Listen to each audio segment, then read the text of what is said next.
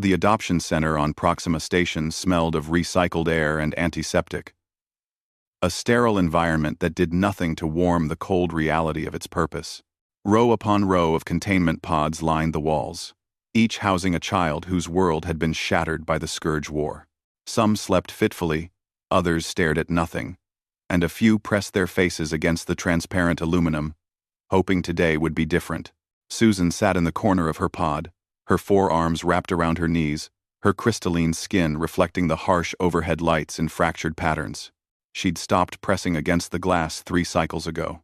At 14 standard years, she was considered old by adoption standards, and her species, the Kryn, carried a stigma that no amount of time seemed to erase.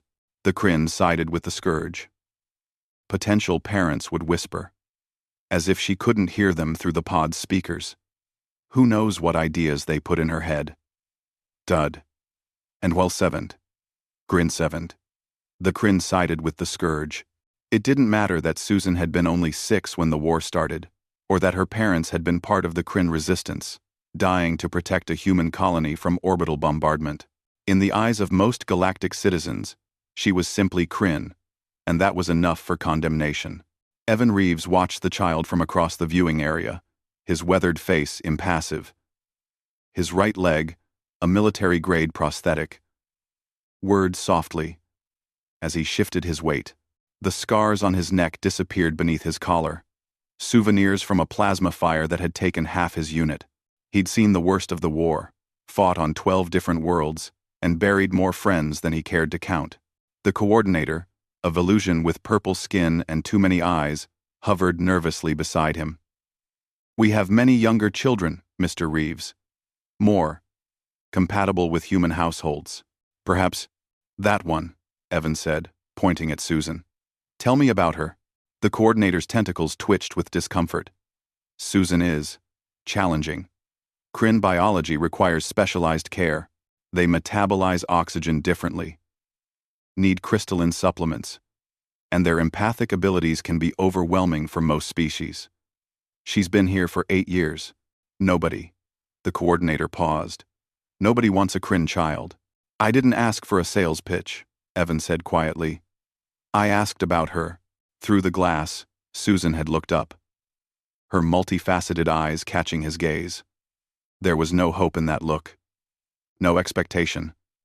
Just a weary acceptance that he, too, would walk away. Evan had seen that expression before, in the mirror every morning for the past 3 years since his medical discharge. "Tell her I want to meet her." The meeting room was small, designed to feel less institutional, though the monitoring equipment in the corners betrayed its true purpose.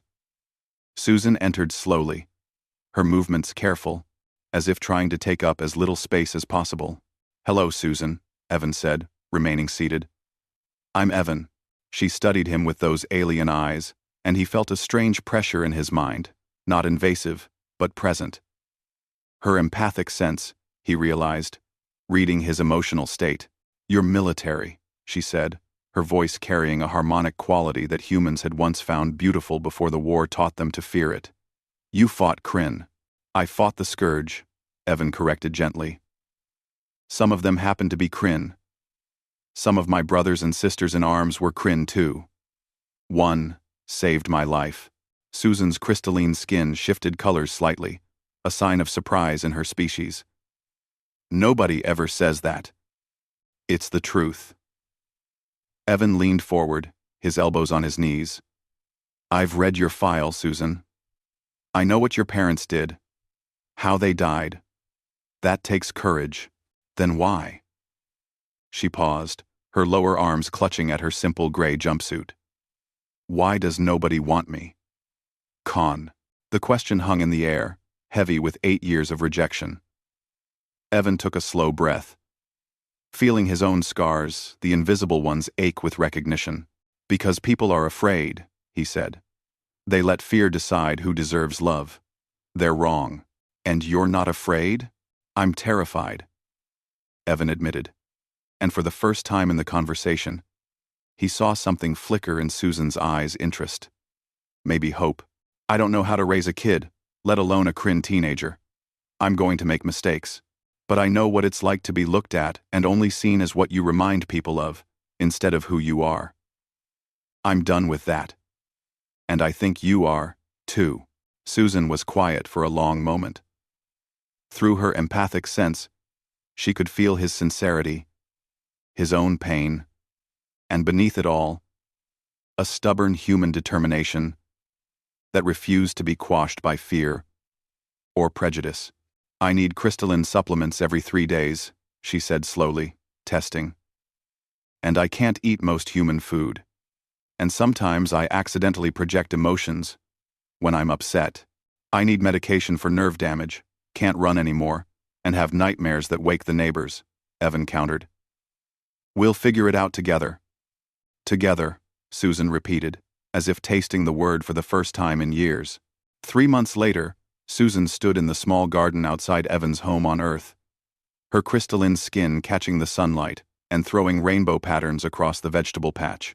She was learning to cook human food not for herself, but for Evan, who'd spent every evening learning Kryn meditation techniques to help her process her empathic abilities. Nobody wants to adopt me, she'd said once, a statement of defeat. But a human veteran had seen past the surface, past the species and the stigma, to the child who simply needed someone to take a chance on her. In doing so, he'd saved her life. And in ways Evan was only beginning to understand, she'd saved his too.